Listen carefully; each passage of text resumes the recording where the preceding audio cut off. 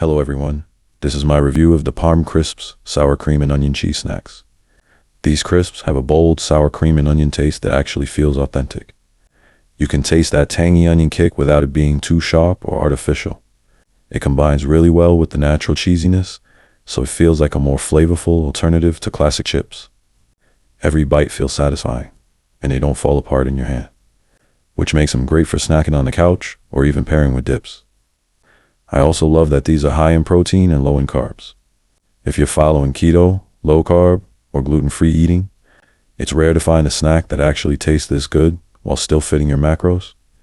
It's a nice way to replace chips without feeling like you're settling. Overall, if you want a savory, crunchy, flavorful cheese snack that's low carb and packed with protein, these sour cream and onion parm crisps are definitely worth trying. I highly recommend them, and I hope this review helps.